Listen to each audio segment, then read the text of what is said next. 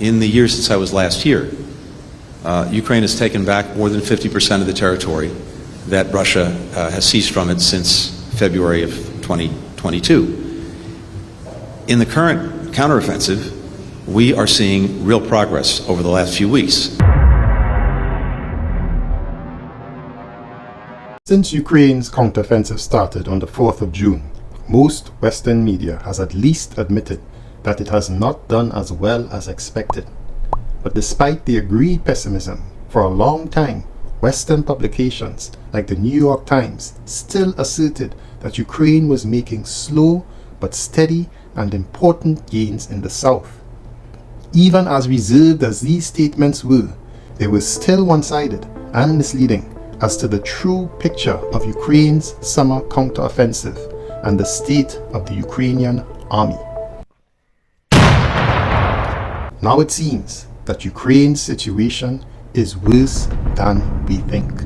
First, we have an Austrian military expert, Markus Reisner, who also has a YouTube channel, and he has reported in an article in the Today Times that, and I quote, Ukraine's partial successes in its counteroffensive are overestimated.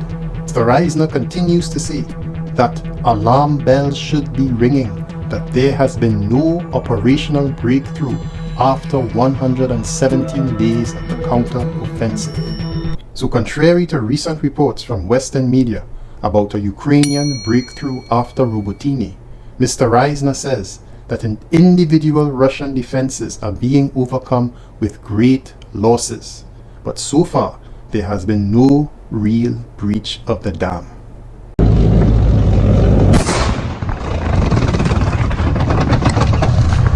Then, on the 20th of September, New York Times seemingly contradicted its previous narrative of slow and steady gains and published this article here. And even here, the title seems a bit misleading.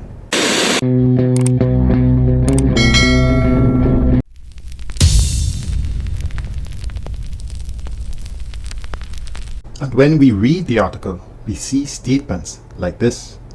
Despite 9 months of bloody fighting, less than 500 square miles of territory have changed hands since the start of the year. A prolonged stalemate could weaken Western support for Ukraine. But interestingly, despite Blinken's comment about Ukraine retaking half of the territory that Russia has captured in Ukraine, the New York Times reports that the truth is that when both sides' gains are added up, Russia now controls 200 square miles more territory in Ukraine compared with the start of this year.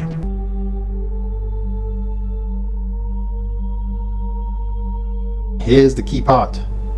New York Times admits that rather than seek gains, the Russian military appears to be, and get this, comfortable holding the territory it already controls and is not losing anything by not moving forward. More than that, it says the whole strategy in Ukraine is for the Russians to allow the Ukrainians to run against those defenses, kill as many as possible, and destroy as much Western equipment as possible. This was a quote in the New York Times from Marina Miron, a postdoctoral researcher in war studies at King's College London. Another statistic that puts things in perspective: Russia controls about 18% of Ukraine, which is larger than Switzerland. In other words, prior to the 2022 invasion, Russia occupied only 7% of Ukraine in Crimea and the Donbass, and gained an additional 11% in 2022, despite all the hype about Ukraine's counteroffensive gains in Kharkov and Kherson.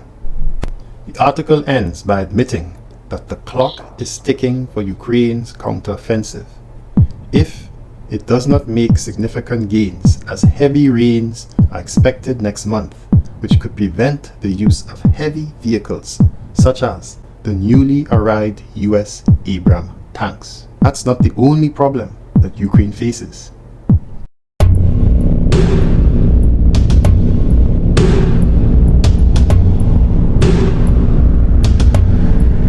According to Jamestown.org, a US publication, in its article published since the 26th of July this year, the war of attrition that Ukraine has found itself in against Russia is depleting its equipment and material, but notes that the human resource issue is often overlooked. The article concludes, similar to the estimates given by retired US Colonel Douglas Macgregor, the current estimate for the Ukrainian population is at 20 million people. That is a significant drop from the estimated 34 million at January of 2022. The article estimates that since Ukraine's general mobilization last year, about 1 million people have been mobilized as of last year, and that the total estimate of mobilized Ukrainians stands at about 2 million presently. To put this in perspective, the article says it means that 10% of the population is now involved with the armed forces, signifying Ukraine's mobilization reserve is rather small.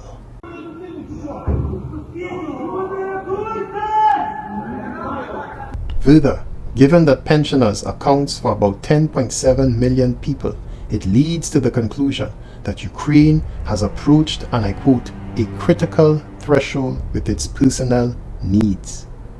The manpower imbalance between the Russian and Ukrainian armies and the attrition of the Ukrainian army, hundreds of thousands dead. And many Hungarians as well. Nobody knows it. But we have a minority, a strong minority, more than 150,000 people in the territory of Ukraine, which was earlier part of Hungary. So it's a historical minority community living there.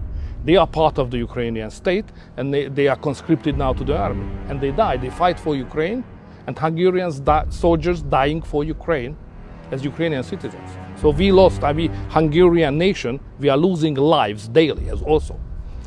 At a certain point, they're going to need more men. They're going to need more soldiers. Where are they going to come from? That's the most risky question.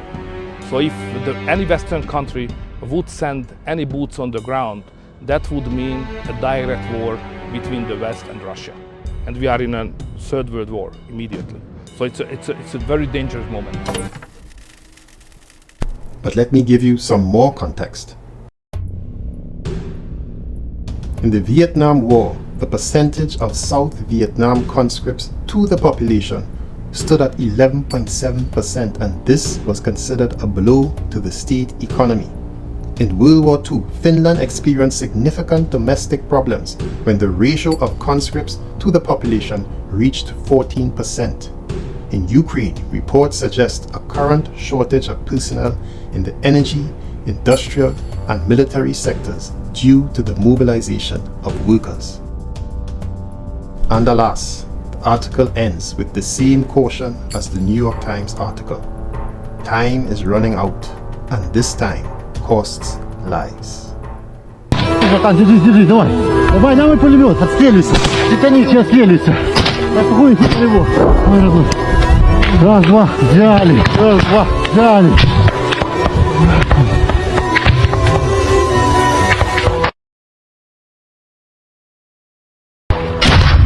Сука! Очень страшно. Капа!